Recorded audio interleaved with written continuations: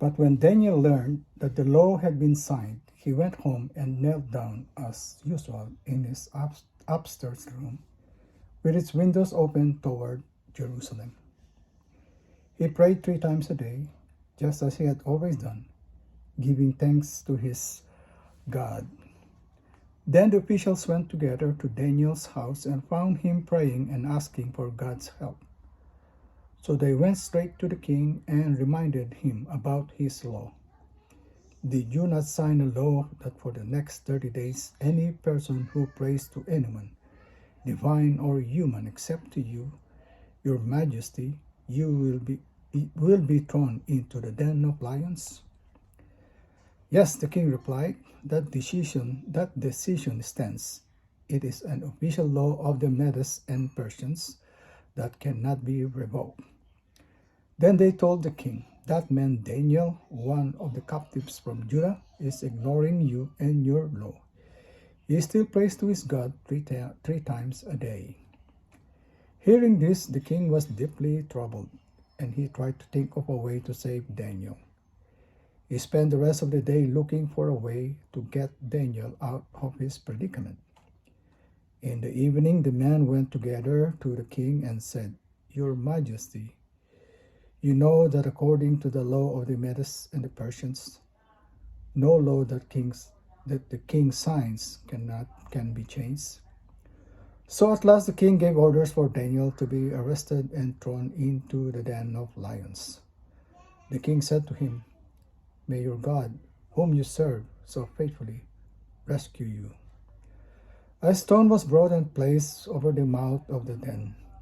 The king sealed the stone with his own royal seal and the seals of his nobles, so that no one could rescue Daniel. Then the king returned to his palace and spent the night fasting. He refused his usual entertainment and could not sleep at all that night. Very early next morning, the king got up and hurried out to the lion's den. When he got there, he called out in anguish, Daniel, servant of the living God, was your God, whom you serve so faithfully, able to rescue you from the lions? Daniel answered, Long live the king. My God sent his angel to shut the lions' mouths, so that they would not hurt me, for I have been found innocent in his sight, and I have not wronged you, your majesty. The king was overjoyed and ordered that Daniel be lifted from the den. Not a scratch was found on him, for he had trusted in his God.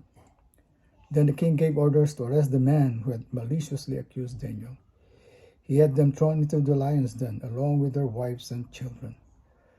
The lions leaped on them and tore them apart before they can even hit the floor of the den. Then King Darius sent his message to the people of every race and nation and language throughout the world. Peace and prosperity to you. I decree that everyone throughout my kingdom should tremble with fear before the God of Daniel. For he is the living God, and he will endure forever. His kingdom will never be destroyed, and his rule will never end. He rescues and saves his people. He performs miraculous signs and wonders in the heavens and on earth. He rescued Daniel from the power of the lions. So Daniel prospered during the reign of Darius and the reign of Cyrus the Persian. Daniel 6.